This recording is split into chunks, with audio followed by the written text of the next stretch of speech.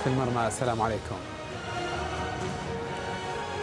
خالد بن سعد يطالب بحل اتحاد كرة القدم ويؤكد بقاء هزازي في الشباب. كوزمين انتهى لاعبا في الرياض وبدأ منها مدربا وغادرها مطرودا ويعود إليها من الباب الكبير. المدربون المؤقتون في تاريخ الأخضر السعودي يستمرون بعد الفترة المحددة. قراءة تاريخية. ديربي جدة يبدأ مبكرا من أعماق البحر. جنون الكرة ومشجعيها.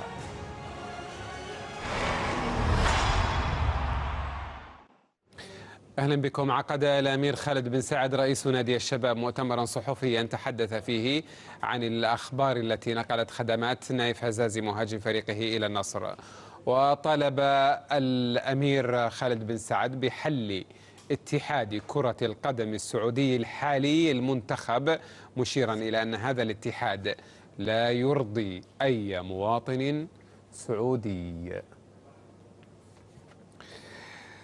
من الرياض يلتحق بنا الآن الأمير خالد بن سعد رئيس نادي الشباب، الشخصية الرياضية المخضرمة في تاريخ الرياضة السعودية. سمو الأمير أهلا بك معنا، سعيد دائما بمحاورتك.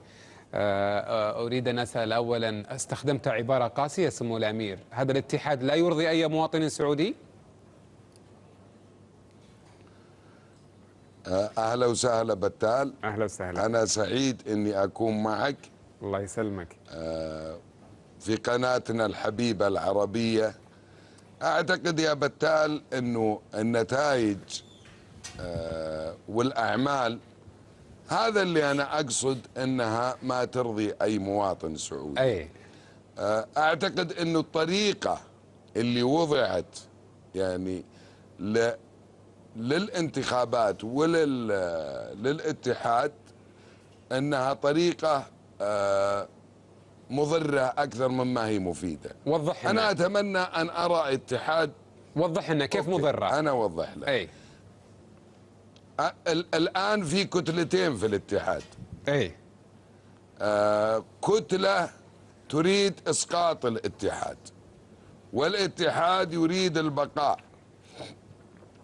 للأسف بعض الإخوان في الاتحاد أحيانا بتطلق تصريحات خارجة عن المسار. أنا أتمنى أنه اللجان معظمها أخطاء كثيرة ويستمر في أخطائه. الاتحاد أيضا ما أدري هل لأنه الانتخابات تخلي مثلا معلش أعطيني صوتك وأنا أحطك في لجنة أو أقدم لك هالشيء. أنا أريد فكر آخر، أريد مواصفات لعضو الاتحاد، أريد، وترى هذا مو مطلوب من الاتحاد، حتى من الأندية باختيار مندوبينها للاتحاد. علشان كذا أنا أقول يمكن خير وسيلة الآن إنه يحل الاتحاد، يكلف رئيسه الحالي باختيار مجموعة تعمل معه لفترة مؤقتة، وخلال هالفترة نجيب. وش يمنع اننا نجيب خبير بوضع آلية جيدة، انا اقصد خبير اجنبي للانتخابات وللمواصفات اللي يكون فيها العضو المرشح، وتكون الانتخابات الناس تنتخب رجل وكتلته معاه، أعضاءه معاه، ما هو زي الآن إنه بنشوف في الجمعية العمومية تحاول إسقاط الاتحاد. نعم. الله أعلم إيش الأسباب، هل هي أسباب شخصية للوصول لقمة هرم الاتحاد السعودي؟ الكل يعني المشهد ضبابي. طيب احنا قاعدين في اشياء كثيره. طيب أمير، انت ضد عفوا عن المقاطعه، انت ضد انه المقعد يكون للشخص في الجمعيه العموميه؟ تبغى المقعد يكون مع للنادي؟ انا ابغى اتحاد يكون كتله واحده، اتحاد متفق على العمل، اي واتحاد منتخب.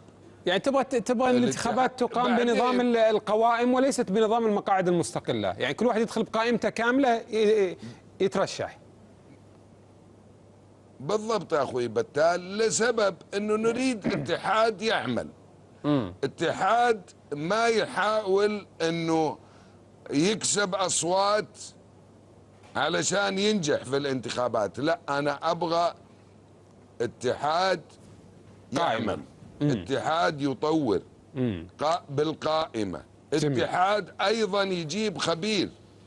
انا اتمنى يعني ان اشاهد رئيس للاتحاد، حتى لو لزم الامر انه يكون من خارج الوسط، حتى لو كان من خارج الوسط الرياضي، يكون اداري مميز مخطط كذا، تقدر تجيب خبير وهو اللي يخطط لك، ويكون معك رجال شباب سعوديين مؤهلين ليعملوا في الاتحاد. جميل. طيب اسم الامير، الحين احنا نقول نبغى انت سم الله عدوك، نبغى انتخابات في اتحاد الكره. يوم جت الانتخابات ما صمتوا الا سنتين وشهرين الان، ثم تقولون بنغير. يعني هذه هي الديمقراطيه، لازم تتحمل سلبياتها وايجابياتها، ما يصير تتراجعون بعد سنتين وشهرين يعني كوسط رياضي. انا هذا مقترح، انا اؤمن بالمشورة وبالرأي وبالمجموعة.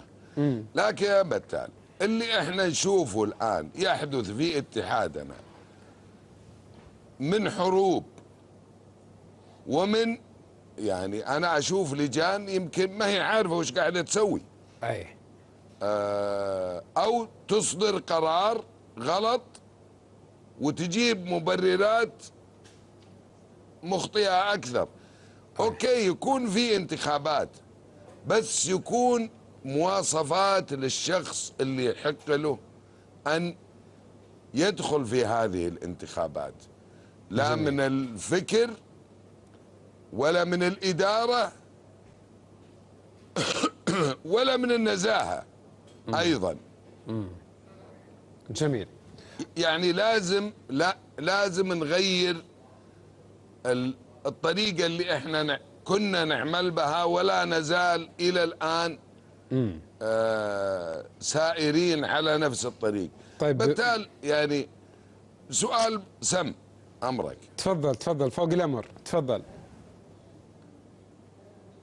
يعني مثلا انت قبل من زمان معروف انه عندنا دورة خليج، انه عندنا تصفيات آسيوية، انه عندنا تصفيات الكاس العالم. يعني انا ما كنت اتمنى ان يأتي مدرب مؤقت لتصفيات آسيا، كنت اتمنى انه حتى لو جاء مدرب مستمر، لو كمشرف من بعيد على المنتخب وتختار له ناس من البلد، على الاقل يطلع على الوضع عندنا. هذا كان ممكن ان نستعد له ونجهز له من بدري. يعني انت بتخرج من دورة الخليج، ما في يا اسم الامير، ما في مدربين وطنيين في البلد يعني عندهم تجربة عميقة يمسكون منتخب. انت ليش ما جبت مدرب وطني في النادي اللي تراسه؟ طيب هذاك ما جبت. لا انا معك. أي. بس جيب مدرب يستمر مع المنتخب.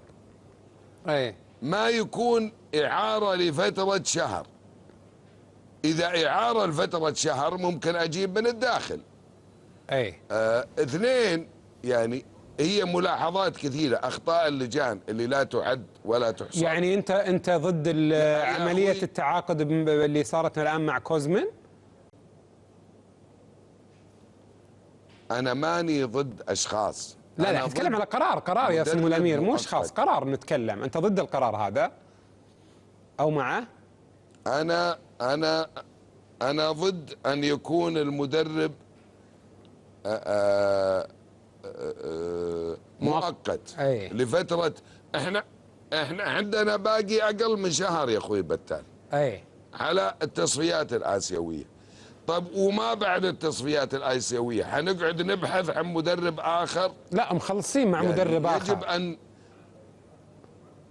مخلصين. أي. طيب ليش ما يجي ويشرف من الآن؟ يمكنه الحين عنده عقد مع نادي يا أمير. يتابع. عنده عقد مع نادي بيخلصه في 5 وبيجي. إن شاء الله أتمنى. عموما في كلا الحالات أي. احنا يجب أن نقف مع منتخبنا في الفترات القادمة. جميل. لكن أنا أشوف أنه الاتحاد ما هو قادر يعمل بالشكل المطلوب من معظم الأعضاء اللي فيه. أنا طيب. ما عندي شيء شخصي ضدهم، بالعكس أنا طيب. أعتقد أنه الأخ أحمد عيد كان اختيار موفق، لكن بالطريقة اللي يدار فيها الاتحاد أعتقد أنه طيب يا سمو الأمير، أبغاك توجز لي الإجابة لو تكرمت. الاتحاد حتى هذا اتحاد مجلس منتخب، حتى تقيله كما طلبت أنت اليوم في المؤتمر الصحفي، أو حتى تحل، المنتخب لا يقال، حتى تحل أو تحل هذا المجلس لابد لك من سند شرعي، إما أن يستقيل الأعضاء ثلثي الأعضاء، أو يكون هناك لديهم مخالفات يوجه فيها أكثر من إنذار 3 مرات، ومن ثم يتم طلب إسقاط الثقة عنهم من برلمان الرياضي، الجمعية الرياضية أو الجمعية العمومية. ما في مخالفات واضحة، يعني معناته أنك أنت تطالب باستقالتهم الآن؟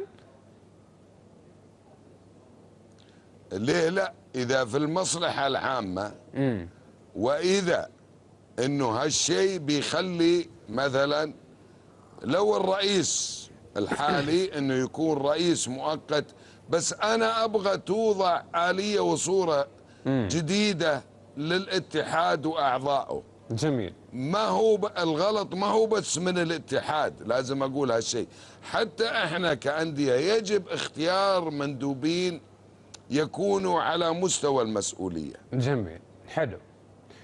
أمير، لو أنك تخسر المباراة الجاية من الشباب وجمهور الشباب يجتمع عند الملعب يقول نبغاك تستقيل يا خالد بن سعد، تستقيل زي أنت ما تطالب الآن أحمد عيد؟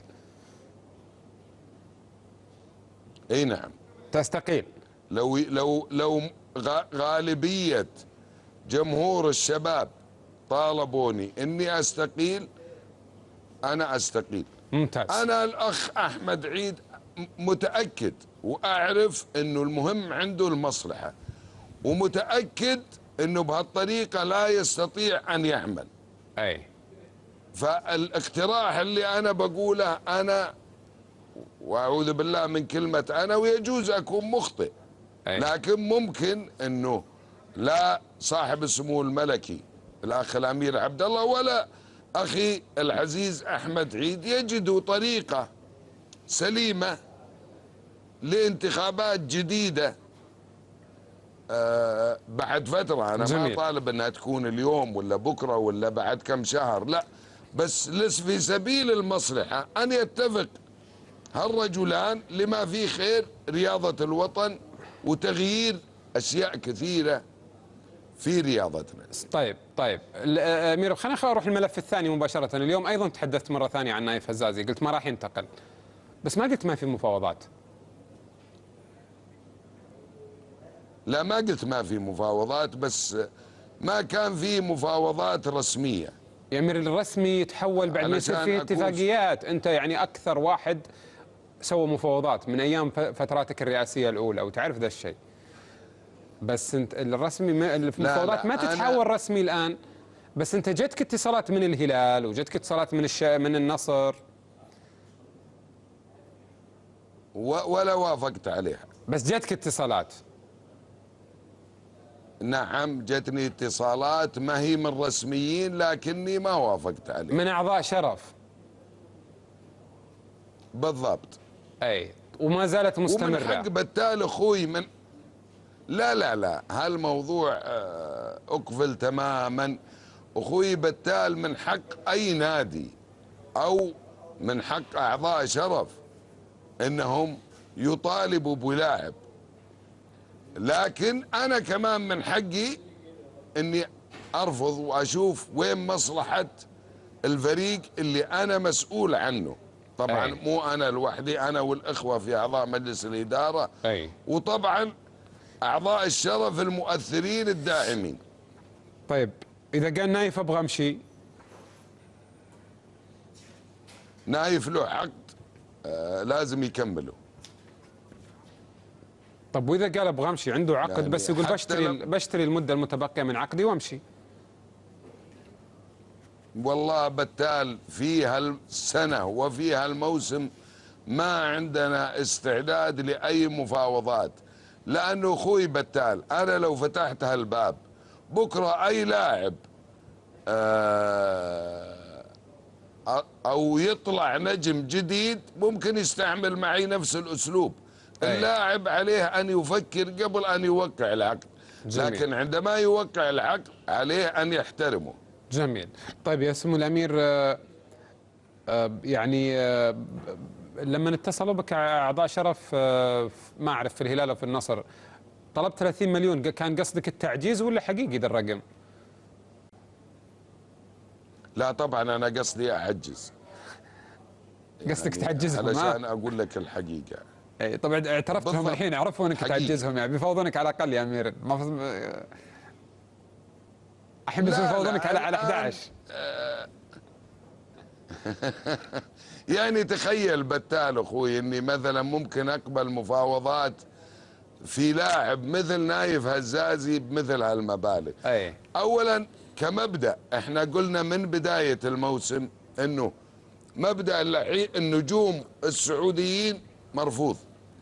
في نهايه الموسم بنقيم كل شيء وبندرس كل شيء، وفي هاك الساعه ممكن اتناقش انا ولعيبتي، مو انا والانديه الاخرى. ممتاز. يعني اسم الامير من هنا الى نهايه الموسم نايف سيظل يدافع عن الوان الشباب. في نهايه الموسم، انا قاعد اوجز حديثك، في نهايه الموسم سيكون هناك تقييم وسيكون يعني القرار في ذيك اللحظه مو بالان، بناء على التقييم. بالضبط بالضبط. ومو هو نايف اخوي بتالو بس، نايف واي لاعب شبابي مؤثر في الشباب. ممتاز ممتاز، واضحه جدا هذه للمفاوضين اللي بنايف في نهايه الموسم مو الحين. لا ما هو شرط ان شاء الله. يعني انا اليوم كان في حديث بيني وبين نايف وقلت له هالكلام، وقلت له بس انا ان شاء الله متاكد انك انت ستطلب ان تبقى في الشباب. ممتاز، ارجو لك التوفيق. شكرا على هذه الصراحه اللامتناهيه الامير خالد بن سعد بن فهد رئيس نادي الشباب، شكرا جزيلا لك.